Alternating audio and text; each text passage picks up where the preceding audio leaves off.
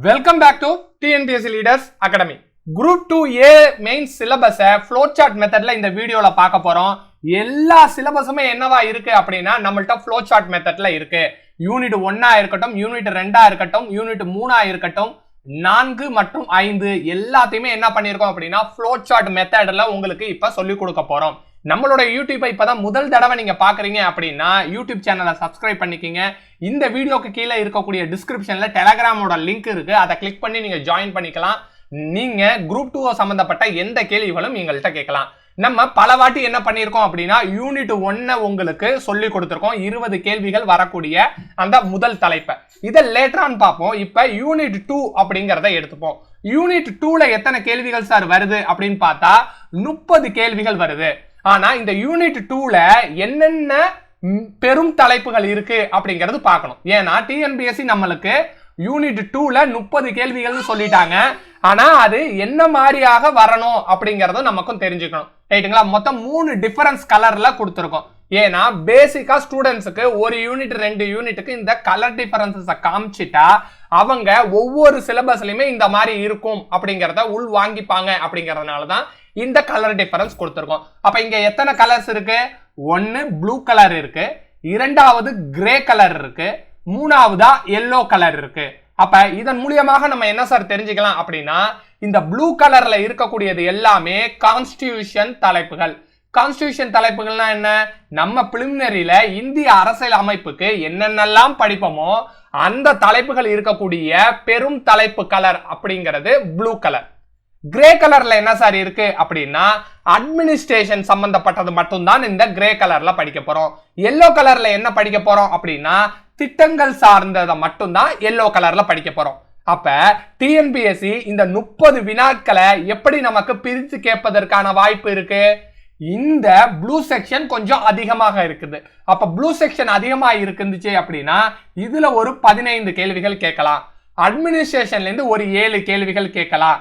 அது இல்லாம இந்த 3வது ஸ்கீம்ஸ்ல இருந்து ஒரு 8 கேள்விகள் கேட்கலாம். இதை டோட்டல் பண்ணீங்க அப்படின்னா நமக்கு 30 கேள்விகள் கிடைச்சிருது. யூனிட் 2 பொறுத்த வரைக்கும் நமக்கு என்ன தெரிஞ்சிருக்கணும்?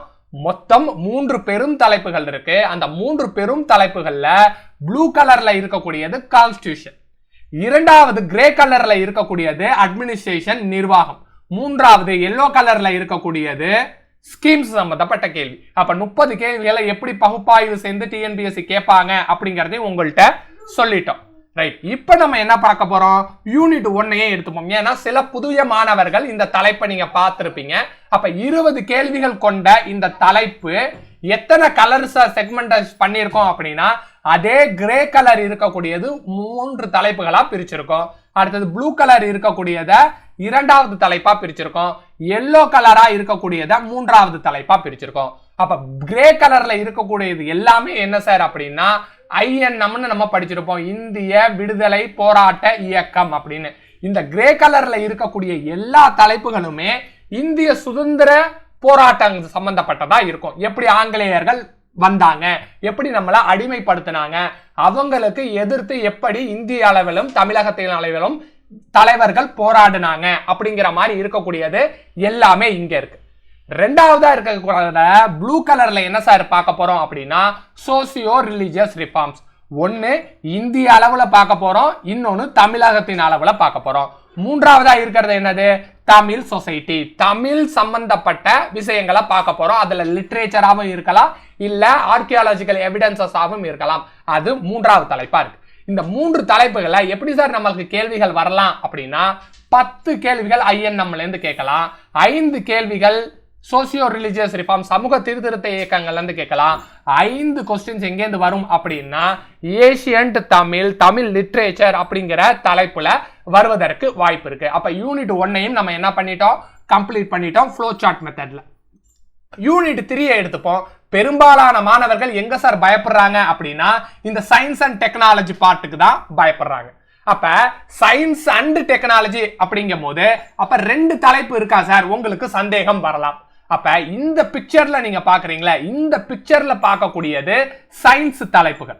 ரைட்டா? இப்ப அடுத்தது நான் ஒண்ணு மாத்துவேன். அது என்னன்னு பாருங்க, டெக்னாலஜி சம்பந்தப்பட்ட தலைப்புகள் அப்படின்னு வச்சுக்கலாம். அண்டுக்கு பக்கத்துல உள்ள இந்த தலைப்பு. அப்ப நமக்கு 15 கேள்விகள் வருது.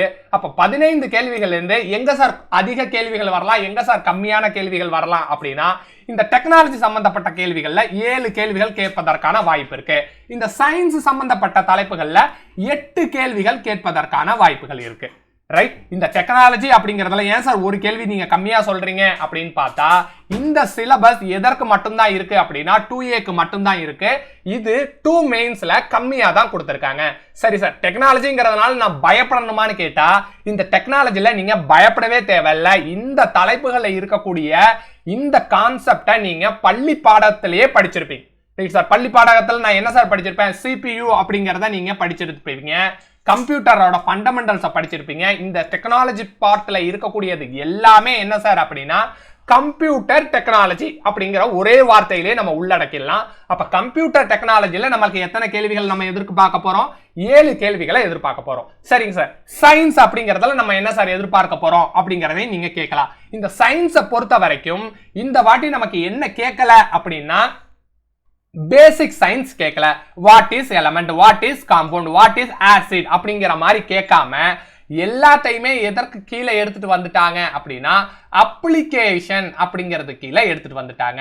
அப்ளிகேஷன்னா என்னது, அதோட பயன்கள் அப்படிங்கிற மாதிரி நமக்கு தெரியும்.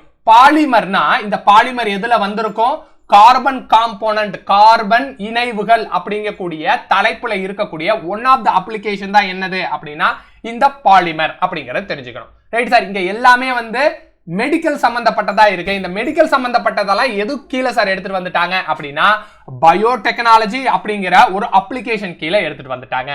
பயோடெக்னாலஜி ஒரு அப்ளிகேஷன்னா அந்த பயோடெக்னாலஜி எதுக்கு கீழே சார் நம்ம படிச்சிருப்போம் பிரிலிம்ஸ்ல அப்படின்னு பார்த்தா ஜெனெடிக்ஸ் கீழே படிச்சிருப்பீங்க. ஜெனெடிக்ஸ் அண்ட் ஹெரிடிட்டரி அப்படிங்கிற ஒரு தலைப்பு இருக்கும். அந்த தலைப்புக்கு கீழே வரக்கூடிய அப்ளிகேஷன் பயன்பாட்டு தலைப்பு தான் எதுன்னு பார்த்தா இந்த பயோடெக்னாலஜி. இப்படி ஒன்னொன்னுத்தையுமே நம்ம என்ன பண்ணலாம் அப்படின்னா அதோடைய பெரிய தலைப்பை நீங்க என்ன பண்ணிருப்பீங்க அப்படின்னா பிலிமினரியில ஆல்ரெடி படிச்சிருப்பீங்க. நீங்க பிலிமினரியில படிச்ச அதே தலைப்புக்கு நீங்க அப்ளிகேஷன் ஓரியன்டா படிக்கிறீங்க அப்படின்னா இந்த சயின்ஸ் தலைப்புகளை எல்லாத்தையுமே முடிச்சிடலாம். இந்த விஷயம் உங்களுக்கு 100% புதுமையா தான் இருக்கும் அப்படிங்கிறது எங்களுக்கு தெரியும். அதனால நீங்க சயின்ஸ் அண்ட் டெக்னாலஜில எந்த விதமான பயத்தையும் நீங்க ஏற்படுத்திக்க வேண்டாம். சயின்ஸ் அண்ட் டெக்னாலஜில 2 பகுதிகள் இருக்கு சிலபஸ்ல இருக்கிற மாதிரியே. ஒரு பகுதியில 7 கேள்வி வரப்போகுது. அது எல்லாத்தையுமே நம்ம என்னன்னு பண்ணிடலாம், கம்ப்யூட்டர் டெக்னாலஜி அப்படின்னு பிரிச்சிடலாம். இன்னொன்னு சயின்ஸ் இருக்கு. இந்த சயின்ஸ்ங்கிறது என்ன சார் அப்படின்னா பிரிலிம்ஸ்ல இதோட கோர் கான்செப்ட்ஸ் நீங்க படிச்சிருவீங்க. அந்த கோர் கான்செப்ட்ஸ்க்கு எதெல்லாம் அப்ளிகேஷனா இருக்கோ அது எல்லாத்தையும் எங்க நம்ம பார்க்க போறோம் அப்படின்னா இந்த சயின்ஸ்ங்கிற தலைப்புல பார்க்க போறோம். அப்ப யூனிட் 4ல என்ன சார் இருக்கு அப்படின்னா வெறும் திட்டங்கள் மட்டும்தான் இருக்கு. ஸ்கீம்ஸை மட்டும் நம்ம தெளிவாக படிச்சுட்டோம் அப்படின்னா இந்த தலைப்புல இருந்து வரக்கூடிய 20 கேள்விகள்ல 15 கேள்விகள் ஸ்கீம்ஸா தான் இருக்கும் அப்படிங்கிறது நம்மளுடைய கான்செப்ட். இந்த 15 கேள்விகளுக்கு இல்லாம மேற்கொண்டு ஒரு 5 கேள்விகள் இருக்கே சார் அப்படின்னா அதற்கு என்ன வரலாம் அப்படின்னா பாலிசிஸ் வரலாம். பாலிசிஸ்னா என்னது, கொள்கை முடிவுகள் வரலாம், இல்ல சட்டங்கள் வரலாம். சட்டங்கள்ங்கிறது என்னது, ஆக்ட். இப்ப உதாரணத்திற்கு எஜுகேஷன் அப்படிங்கறத எடுத்துப்போம்.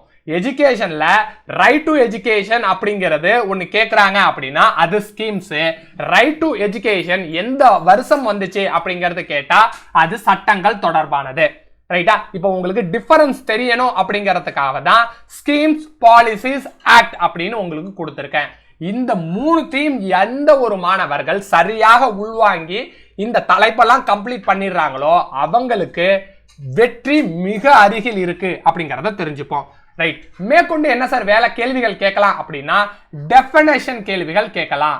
இந்த டெஃபினேஷன்னா என்னது, வரையறைன்னு தமிழ்ல சொல்லுவோம். டெஃபினேஷன் கேள்விகள் ஏதாச்சும் ஒரு உதாரணம் சொல்ல முடியுமா சார்னா உமன் எம்பவர்மெண்ட்னா நீங்க என்ன நினைக்கிறீங்க அப்படிங்கறத கேட்கலாம்.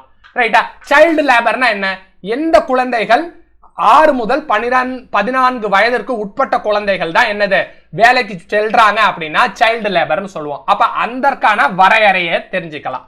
ரைட். அடுத்தது என்ன பண்ணலாம், பாப்புலேஷன் சம்பந்தப்பட்ட கேள்விகள் கேட்கலாம். பாப்புலேஷன் சம்பந்தப்பட்ட கேள்விகள்னா என்னது, எங்க அதிக மக்கள் தொகை இருக்கு, எங்க கம்மியான மக்கள் தொகை இருக்கு, இப்படிங்கிற மாதிரி ஏற்கனவே வரையறை செய்த சில விஷயங்களை, சில தகவல்களை நம்மள்ட்ட கேள்வியாக கேட்கலாம்.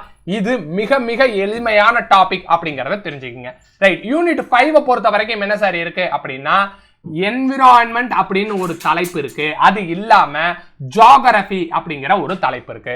ஜியோகிராபிய மீண்டும் சொல்லிக்கிறோம், நீங்க 6 முதல் 12ஆம் வகுப்பு வரை இருக்கக்கூடிய பாடத்திட்டங்களை எங்க படிச்சிருக்க மாட்டீங்க அப்படின்னா பிலிமினரிக்கு படிச்சிருக்கவே மாட்டீங்க. இத அடித்து சொல்லலாம். அப்ப நம்ம என்ன சார் பண்ண வேண்டியது இருக்கு, வெறும் 10ஆம் வகுப்புல இருக்கக்கூடிய 4 தலைப்புகளை மட்டும்தான் நான் படிச்சு வச்சிருக்கேன், அதை வச்சுக்கிட்டு இதை மேனேஜ் பண்ணிடலாமான்னு கேட்டா இப்போ உங்களுக்கு சொல்லிக்கிறேன், அதை வச்சுக்கிட்டு மேனேஜ் பண்ண முடியாது. அப்ப 6 முதல் 12ஆம் வகுப்புல நமக்கு பேசிக்கான சில டேட்டாஸ் இருக்கு. அது எல்லாத்தையும் எங்க ஒருங்கிணைச்சு படிக்கணும் அப்படின்னா இந்த தலைப்புக்கு நீங்க ஒருங்கிணைச்சு படிக்கணும். அப்ப பிரிலிம்ஸ்ல நீங்க படிக்கும் போதே இது எல்லா தகவலையும் ஒருங்கிணைச்சு நீங்க படிச்சிட்டீங்க அப்படின்னா மெயின்ஸ் வரும்போது உங்களுக்கு அது கடினமாக இருக்காது. ஆனா நீங்க என்ன தப்பு செய்றீங்க, ஜியோகிராபின்னு எடுத்துக்கிட்டாலே வெறும் 10வது சம்பந்தப்பட்ட அந்த 4 லெசன்ஸை படிச்சுட்டு தேர்வுக்கு போறீங்க. இந்த வாட்டி குரூப் 4ல கூட என்ன பண்ணிட்டாங்க அப்படின்னா அதிலிருந்து கேள்விகள் கேட்காம ட்விஸ்ட் பண்ணி கேட்டுட்டாங்க. இந்த தலைப்புகள் எல்லாமே நீங்க முன்னாடியே படிச்ச மாதிரி இருக்கும். இருந்தாலும் என்ன பண்ணணும், 6 முதல் 12ஆம் வகுப்பு வரை இருக்கக்கூடிய அனைத்து தகவலையும் உள்ளடக்கி படிக்கக்கூடிய மாணவர்களுக்கு மிக எளிமையாக இந்த தேர்வை வெற்றி கொள்ள முடியும். சரி சார், ஜியோகிராபி பார்ட்டுக்கு நீங்க இதை சொல்லிட்டீங்க. என்விரான்மெண்ட்னு ஒரு பார்ட் இருக்கு, அதற்கு என்ன சார் செய்யணும் அப்படின்னா என்விரான்மெண்ட் பார்ட்டை பார்த்து நீங்க கவலையே படாதீங்க. பிலிமினரில எங்க சார் படிப்போம், இதற்கான தலைப்புகள்லாம் எங்க இருக்கு அப்படின்னு பார்த்தா ஒன்னு யூனிட் 1 அப்படின்னு சொல்லக்கூடிய சயின்ஸ்ல இந்த தலைப்புகள் இருக்கு. ரைட், நான் அங்க கூட படிக்கல, வேற எங்க சார் படிப்பேன் அப்படின்னு பார்த்தா யூனிட் 3ல என்விரான்மெண்ட் அப்படின்னு ஒரு தலைப்பு இருக்கு, அங்க நீங்க படிக்கலாம். சரி சார், அங்கேயும் படிக்கல சார், நான் யூனிட் 9ல எக்கனாமிக் அண்ட் ஜியோகிராபி கான்செப்டா ஒரு தலைப்பு இருக்கு, அந்த தலைப்புல கூட நீங்க என்ன பண்ணலாம், இதை படிக்கலாம். சரி சார், நான் பிரிலிம்ஸ்ல இதெல்லாம் படிச்சதே இல்லை சார், எனக்கு யாருமே இதை சொல்லி கொடுக்கல அப்படின்னா நீங்க கவலை விடுங்க. நம்மளுடைய பேட்ச்ல என்ன பண்ண போறோம் அப்படின்னா இந்த தகவல் அனைத்தையுமே நம்ம உங்களுக்கு சொல்லிக் கொடுக்க போறோம். நம்ம சொல்லிக் கொடுக்கக்கூடிய பேட்ச் என்ன சார் அப்படின்னா பிரிலிம்ஸையும் மெயின்ஸையும் ஒரே ஆங்கிள் படிக்கணும். ஒரு நாள் ஒரு தலைப்பு ஒரு தேர்வு, அந்த ஒரு தேர்வும் தேர்வு நோக்கில் 100% இருந்துச்சு அப்படின்னா 70 நாள்ல உங்களால சிலபஸை கம்ப்ளீட் பண்ண முடியும். ஒரு கவர்மெண்ட் பதவியை உங்களுக்கு சொந்தமாக்கி கொள்ள முடியும். You all the best. Thank you to all.